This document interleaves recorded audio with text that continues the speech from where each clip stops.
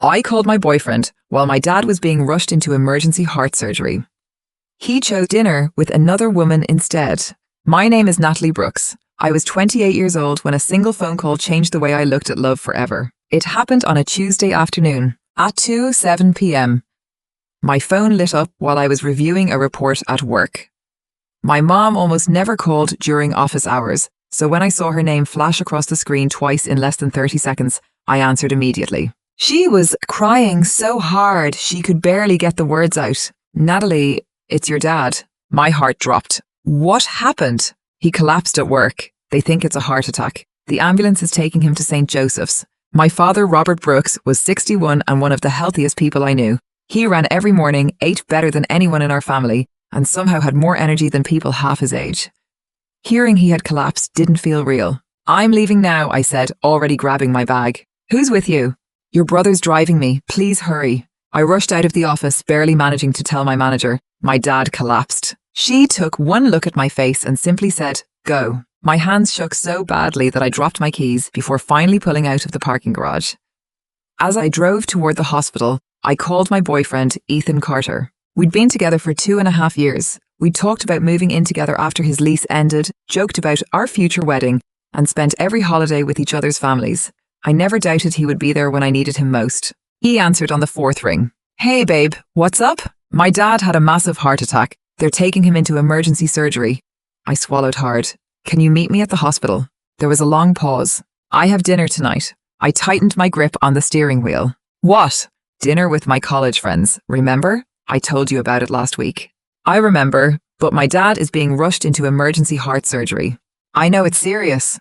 "Then come." Instead of answering, Ethan let out a slow sigh as though I were asking him for far too much. "I haven't seen these people in months, Natalie. Your mom and brother will already be there. What am I supposed to do in a hospital waiting room?" I stared through the windshield, struggling to believe we were having this conversation.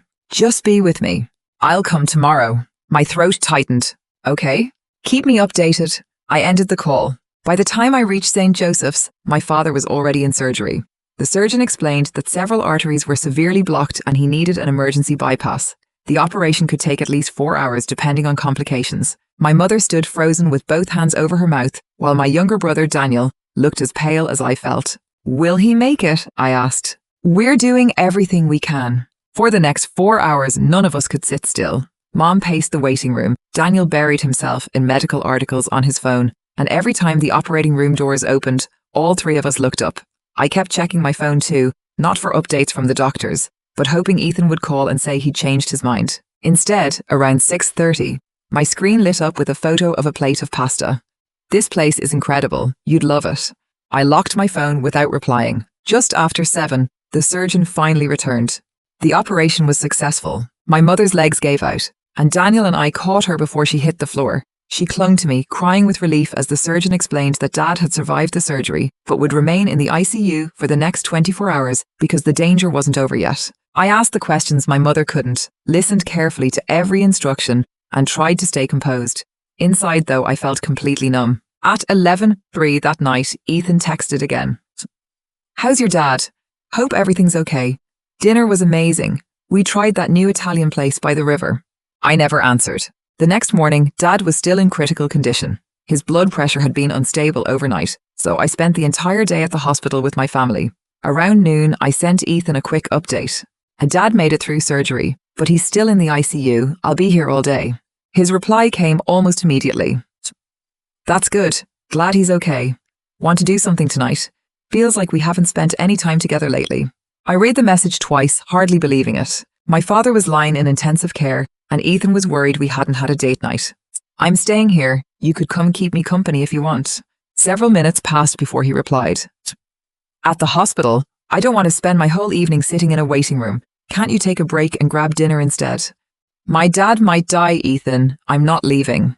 The typing bubble appeared, disappeared, then appeared again. "You're being a little dramatic. The surgery worked, right? He's probably going to be fine." I locked my phone and slipped it into my pocket. By Thursday afternoon, Dad had been moved out of the ICU. He was still weak, but when he opened his eyes and recognized me, the weight I'd been carrying for 3 days finally eased. For the first time since the heart attack, I let myself believe he was going to make it. That evening, after Mom and Daniel insisted I get some rest, I went home. The apartment felt painfully quiet, and all I could picture was my father's face before they wheeled him into surgery. I called Ethan. "Can you come over tonight?" A brief silence followed. I promised Mason I'd help paint his bedroom. "Can you do it another day? I've had the worst week of my life. I just don't want to be alone." He sighed. "Honestly, Natalie, you've been really intense lately. My father almost died. I know, but every day it's come to the hospital, come over, or can we talk? You're being clingy and needy. I have my own life too. I'm not your therapist." I sat in silence, listening to the hum of the air conditioner. I asked my boyfriend to be with me during a family emergency. And I'm asking for some space. Something inside me quietly shut down. Not because I stopped loving him, because I finally understood him. "You're right," I said calmly. His voice softened immediately. "Thank you. I just need a little space." "I understand completely." "You do?" "Yes, I'll give you all the space you need." "Good. We'll talk tomorrow. Have fun painting." After we hung up, I sat by the window for a long time. My mind drifted through every crisis we'd faced together. I had driven 4 hours for his grandmother's funeral, paid 2 months of his rent after he lost his job, and stayed beside him through every medical appointment when he thought he might have cancer. Whenever Ethan needed me, I showed up. When my father nearly died, he had dinner plans, then painting plans. Somehow, I was the needy one. I never called him back. I didn't cry either. Instead, I scrolled through 2.5 years of messages until one truth became impossible to ignore. Everything we'd promised each other meant less than what he'd done over the last 3 days. By sunrise, I knew exactly what I had to do. At 7:14 Friday morning, I sent one final message. "I've been thinking about what you said. You're right. You need space, and I'm going to give it to you. I don't think we should see each other anymore." Then I blocked his number. It wasn't peaceful. It was simply over. Some people would probably say ending a relationship by text was cold. Maybe they were right, but Ethan had already been given every opportunity to choose differently. He could have come to the hospital, apologized after calling me dramatic, or simply shown up when I begged him not to leave me alone. Instead, he called me clingy, needy, and reminded me he wasn't my therapist. There was nothing left to discuss. Before work, I stopped by my parents' house. Dad was recovering well enough that the doctors expected to discharge him within a few days, and that was all I cared about. Around 10 that morning, Ethan found another way to reach me. His best friend, Kyle, messaged me on Instagram. "What the hell did you do to him? He's losing it." I replied with a single sentence. I gave him the space he asked for. "You ended a 2.5-year relationship over one argument?" "No, I ended it because I finally saw who he was when I needed him most." Then I blocked Kyle too. I thought that would finally be the end of it. Late Saturday night, someone pounded on my apartment door. Through the peephole, I saw Ethan standing in the hallway. "Natalie, I know you're in there." I unlocked the door, but left the security chain in place. "What are you doing here?" "We need to talk." "No, we don't." His expression hardened. "You can't throw away 2.5 years over a text. You called me clingy because I wanted my boyfriend beside me while my father recovered from emergency heart surgery. I think I can end this however I choose." "I wasn't dying." The answer came so quickly it sounded rehearsed. My grip tightened on the door. "He had a massive heart attack. He spent 2 nights in intensive care. But he's okay now." "You didn't know he would be." "I was trying to give you some perspective." "Perspective?" He stepped closer. "You acted like the world was ending. I didn't know how to handle that. My father nearly died. And somehow I became responsible for keeping you together." I looked at him for a long moment. "I asked you to sit beside me. You wanted me to cancel everything. Dinner with your friends, painting a bedroom. That's not the point." I met his eyes. "Then tell me what is." For the first time since he'd arrived, Ethan had no answer. The anger slowly faded from his face, replaced by something that looked almost like regret. "I didn't mean it like that." "You said exactly what you meant." I was stressed too. I couldn't help letting out a short, humorless laugh. "You were stressed while my father was in emergency surgery. I didn't know how to deal with everything. You kept falling apart. And somehow that became my fault." Hun shook his head. "Natalie, people say things they don't mean. They do, then they live with the consequences." His voice dropped to almost a whisper. "I made a mistake. I love you." I looked at him for the long moment before answering. "Love isn't what you say after abandoning someone. It's what you do when they need you." He swallowed hard and tried another approach. "Please, just let me come inside." "No." He stood there silently before glancing past me into the apartment. "What about my things? My clothes, my shoes, my headphones, my gaming console?" The change in conversation was almost surreal. My father had been fighting for his life only days earlier, yet Ethan was suddenly worried about a game console. "I'll pack everything." "When?" You can pick it up from the front desk on Monday. You won't even let me inside?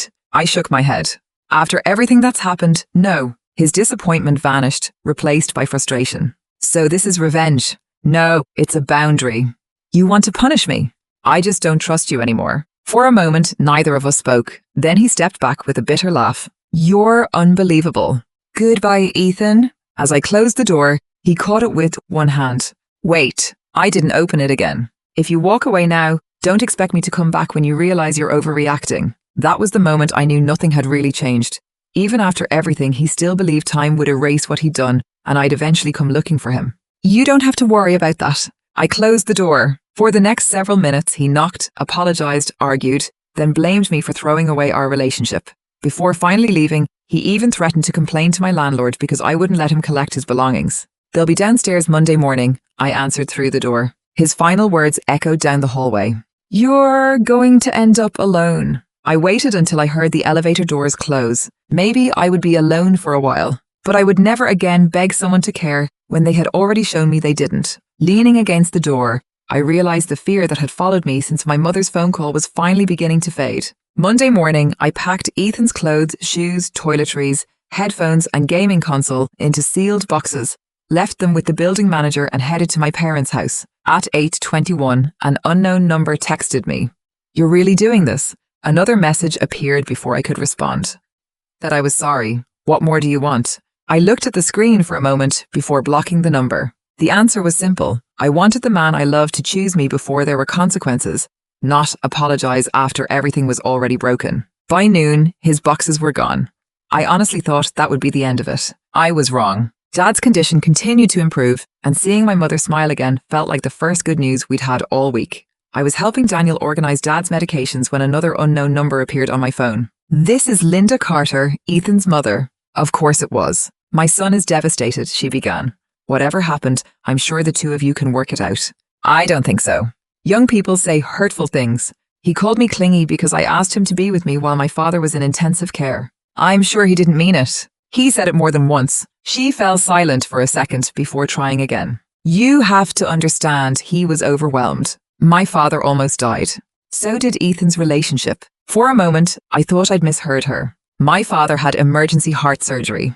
And Ethan spent those same days terrified you'd leave him. That was when everything clicked. Ethan hadn't become this way overnight. He'd learned somewhere that his feelings always deserve to come first. I'm ending this conversation now. Natalie, I wish your family well. I hung up. Less than 10 minutes later, Ethan's older brother Ryan picked up where their mother had left off. Real mature. Then another message. You're throwing away 2.5 years over one misunderstanding. A third arrived almost immediately. Relationships take work. I replied only once. Watching my father fight for his life while your brother complained. I wasn't giving him enough attention, wasn't a misunderstanding. It was a choice he kept making. Ryan answered instantly. You're manipulating everyone by making this about your family. I stared at the screen. No, I'm holding Ethan responsible for abandoning his girlfriend during the worst week of her life. Those are very different things. A few minutes later, another message appeared. After everything he's invested in you, he deserved a face-to-face breakup. Invested. The word stayed with me. I thought about paying Ethan's rent after he lost his job, driving 4 hours to his grandmother's funeral, and sitting through every medical appointment when he feared he had cancer. None of that had ever felt like an investment. It was simply what you did for someone you loved. I sent one last reply. Tell me what Ethan invested that outweighs leaving me alone while my father was in intensive care. Ryan never answered. He blocked me instead. I assumed the family would finally leave me alone. Instead, the emails started. Different addresses. Same message. Please read. And we talk?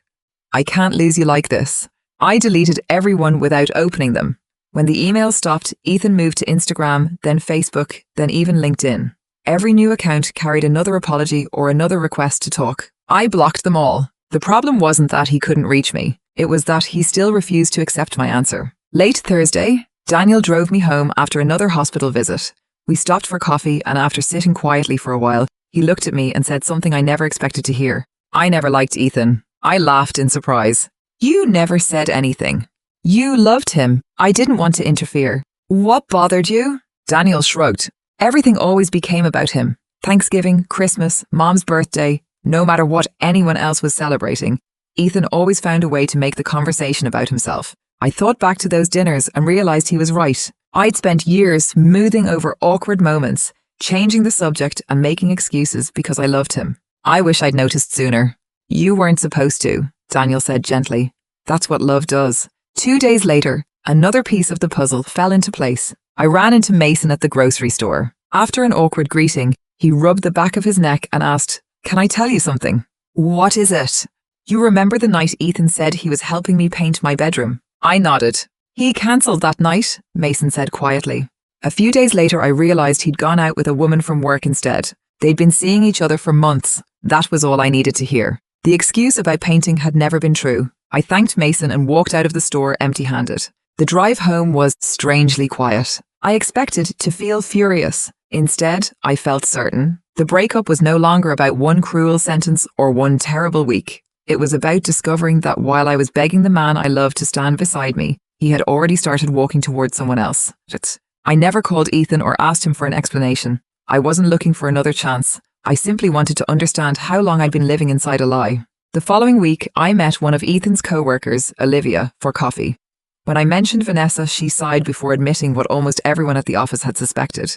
They were always together. Most of us suspected something, but nobody had proof. We kept hoping we were wrong. "Why didn't anyone tell me?" She gave me an apologetic smile.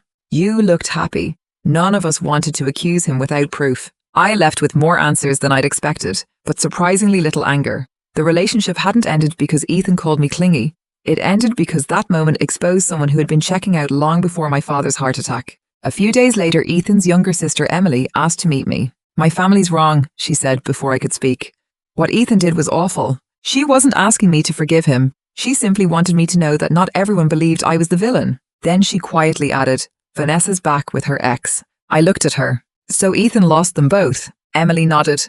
"He honestly didn't see it coming." Neither of us spoke for a moment. "I don't think you'll hear from me again," she said quietly. "I hope that's because things get better." A small smile crossed her face. "I think they will." We hugged briefly before walking in opposite directions. I watched her disappear across the parking lot, knowing it was probably the last time we'd ever see each other. Unfortunately, Ethan still hadn't accepted it. A few days later, he was waiting outside my gym. "Zan, we talk?" "No, I've changed." I kept walking without slowing down. He didn't follow. A few days later, he sat across from me at my favorite coffee shop before I could stop him. "You can't erase 2.5 years." "I'm not trying to erase them," I replied. "I'm finally seeing them clearly." He frowned. "What does that mean?" "It means I remember every time your needs came first. You wanted me to leave my own birthday dinner because you had a headache, got angry when I interrupted a weekend with your friends to share good news, and somehow my father's heart attack became an inconvenience to your plans. I already apologized. Only after you realized I was leaving." Silence settled between us. "So that's it?" he finally asked.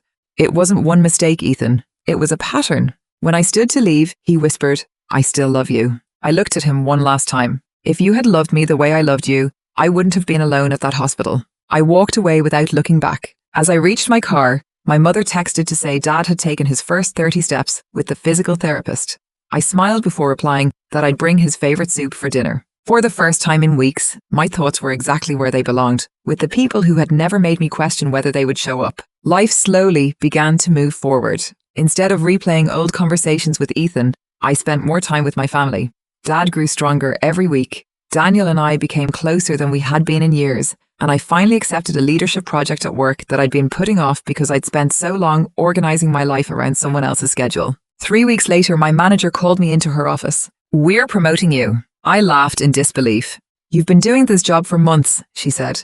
"The only difference is that you finally stopped apologizing for taking up space." The promotion mattered, but what mattered more was realizing how much of myself I'd been carrying for someone who never carried me. By then, it was obvious what Ethan had thrown away. I had destroyed a real relationship, believing he was building something better, only to lose both. A mutual friend later told me Ethan embarrassed himself at a company happy hour by begging Vanessa to talk. She walked away without stopping, and no one stepped in to help him. I didn't enjoy hearing that. Actions have consequences, and he was finally living with his. Over the next few months, the rest fell into place on its own. Friends who had believed Ethan's version apologized after realizing the timeline didn't make sense.